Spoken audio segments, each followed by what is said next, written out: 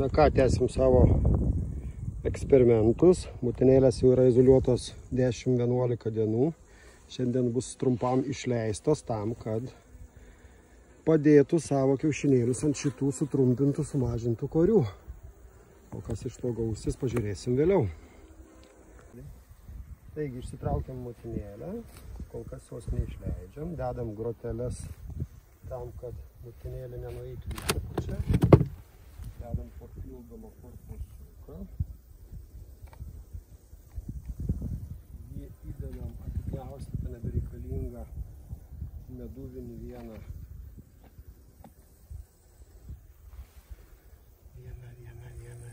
rėmelį ir paprasčiausiai atidarom groteles.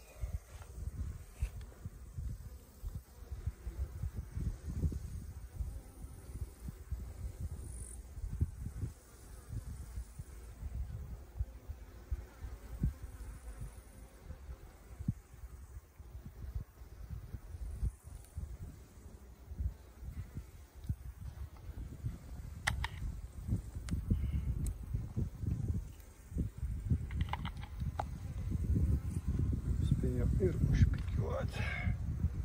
Mėlė vaikšto gražiai viduj, palydą turi.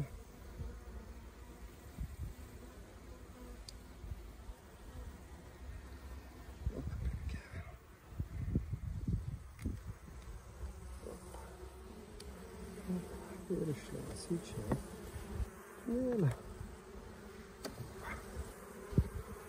Mėlę leisim padėti kažkiek perų.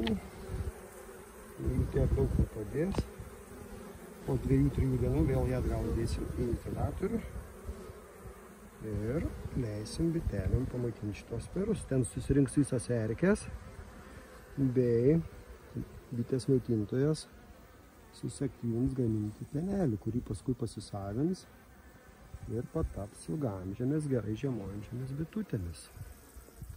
Kol kas tiek, apie eksperimento eigą ir rezultatus bus šiek tiek vėliau.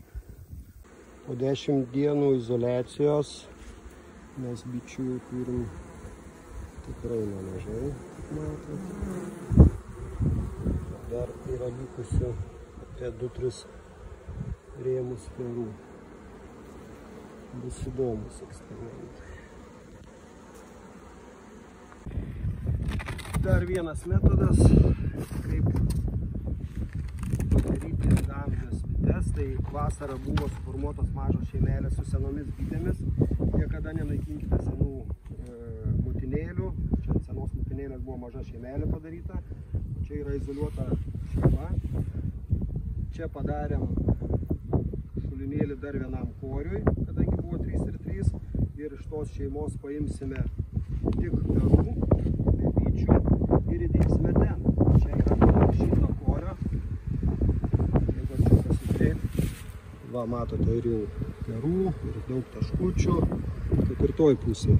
To pakanka, kad sekančioje šeimoje bitės darbininkės 6-12 dienos susiaktyvintų, pradėtų gaminti motinėlių pieną ir taptų ilgaamžės. Aišku, čia eksperimentas, darau aš jį pats, niekam jo nerekomenduoju. Apie šitą eksperimento eigą ir rezultatus pasakosiu žiemą ir galbūt net pavasarį. Tai va, kaip minėjau, yra padaromas šulinėlis ir gražiai įduoda. O čia yra jau izoliatorius su motinėlė izoliatoriu. Motinėlės net nejūdinom, šalia padedam.